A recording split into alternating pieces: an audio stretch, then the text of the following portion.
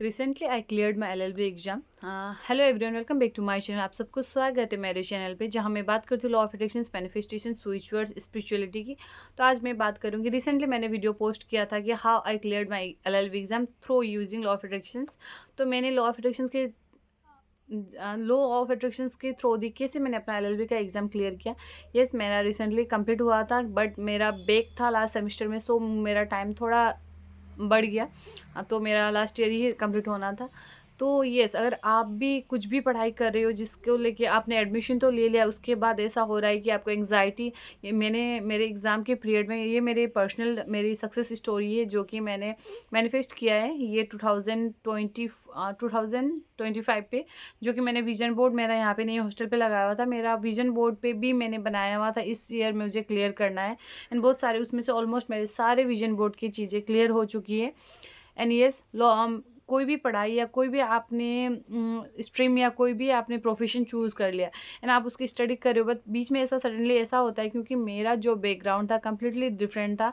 मैं असैमिस मीडियम से थी एंड मेरा लॉ में कम्प्लीटली था इंग्लिश, जो कि इंग्लिश मुझे थोड़ा टफ लगता था एंड लॉ का लैंग्वेज थोड़ा क्रिटिकल होता है, थोड़ा डिफ़िकल्ट होता है।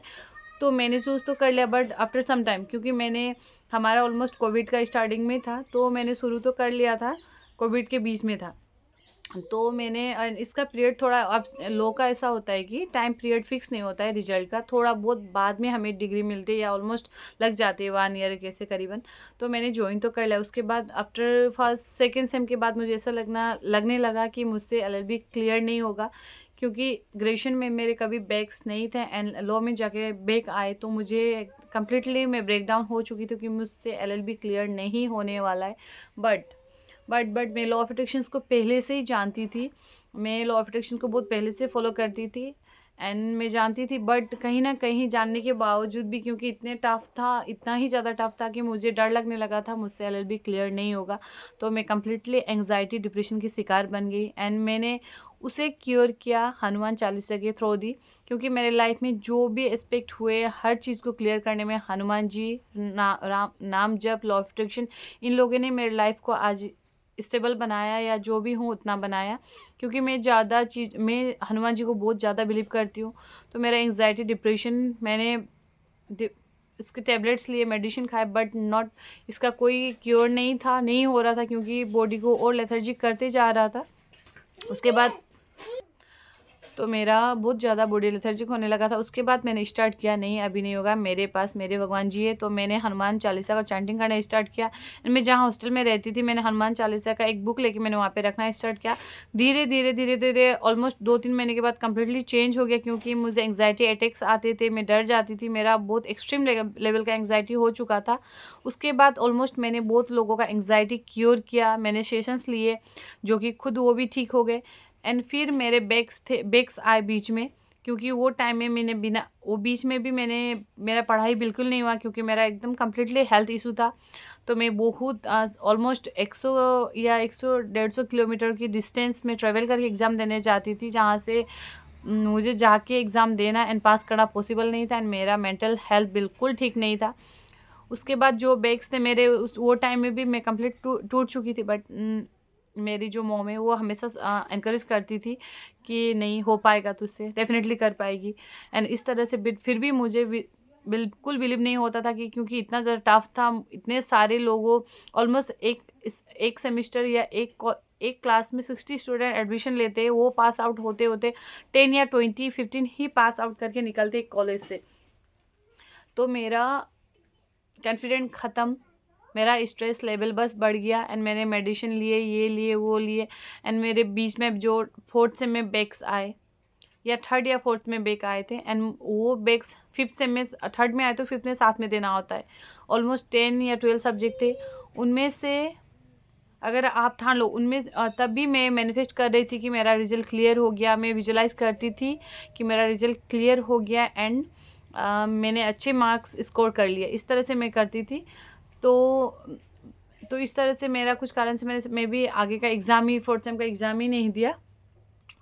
तो एक साथ मैंने दोनों एग्ज़ाम दिए एंड येस, एक साथ सारे पेपर क्लियर हो गई। जैसे मैंने विजुअलाइज़ किया था, क्योंकि लॉ में सारे के सारे 2 सेमेस्टर के पेपर एक साथ क्लियर होना इतना ईजी नहीं, इसमें भी Hanuman ji and law of attraction का बड़ा ही योगदान है।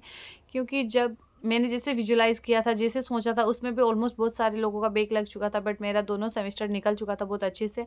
जैसे विजुअलाइज़ किया था, जो सीन विजुअलाइज़ किया, सेम वही सीन मेरे साथ हुआ।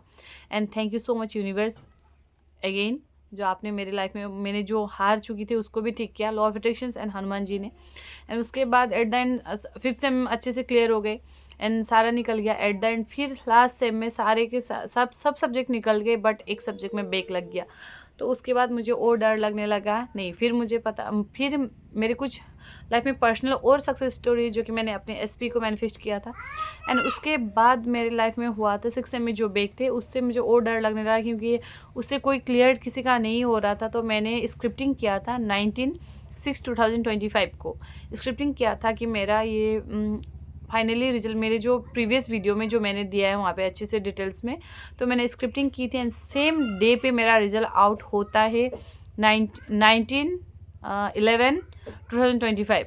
डेट सेम है, मन तो अलग ही होगा, डेट सेम डे पे मेरा रिजल्ट आउट होता है एंड येस वो क्लियर हो जाता है, जिसमें कि बहुत सारे लोगों का क्लियर नहीं होता है, हमारे में से 3 या 4 का ही क्लियर होता है। तो येस, आप अगर बिलीव करते हो, फेथ रखते हो। मुझे बीच में टेंशन भी लग रहा था, डर भी लग रहा था, क्योंकि नेगेटिव पैटर्न हो चुके थे, क्योंकि प्रीवियस बहुत सारे लो में बैक लग रहे थे सबके एंड क्लियर नहीं हो रहे थे। तो यूनिवर्स की कृपा से वो भी क्लियर हो गया एंड फाइनली अभी मेरा हो गया। तो अगर आप लोग कुछ भी एग्जाम के लिए प्रिपरेशन कर रहे हैं लेकिन नेगेटिव सोच रहे हैं, तो आप नेगेटिव को दूर करो एंड आप इन्फॉर्मेशन देना स्टार्ट करो कि आपका एग्जाम क्लियर हो गया है। एंड आप एक काम करना, अगर आप एग्जाम के लिए प्रिपरेशन कर रहे हो, तो आप जो भी एग्जामिनर है, आपके कॉलेज या आपके टीचर्स है, उन लोग को भी इन्फॉर्मेशन देना कि वो बहुत अच्छे, वो बहुत काइंड हार्टेड है, जो भी आपका पेपर चेक कर रहा है वो भी बहुत अच्छा। इस तरह से हर एक लोगों को एनर्जी देना स्टार्ट करो, तो आपके लाइफ में डेफिनेटली एंड आप एक्शंस खुद ब खुद लेने लगोगे एंड खुद ब खुद अगर आपका माइंडसेट एक्सेप्ट कर लेगा वो चीज़ को, तो एक्शंस अपने आप आपके लाइफ में अच्छे एक्शंस आप लेने लगेगा। तो इस तरह से अगर कुछ भी मैनिफेस्टेशन छोटा बड़ा नहीं होता, अगर आपने शिद्दत से चाह लिया एंड आप उसको पाना चाहते हो, तो आपके एफर्मेशंस डेफिनेटली वर्क करती है, आपका मैनिफेस्टेशन काम करता है। ये थी मेरी छोटी सी सक्सेस स्टोरी, जो कि मैंने इस तरह से मेरा एग्जाम क्लियर किया था। मेहनत तो आपको करना ही है एंड साथ में पॉजिटिव माइंडसेट एंड एफर्मेशंस देना, एंड आप उसके बाद आप रिजल्ट देखोगे जो कि मिरेकलियस होगा। Thank you, thanks for watching. अगर ऐसे ही वीडियो एंड सक्सेस स्टोरी चाहते हो तो आप मुझे सब्सक्राइब करना। बाय।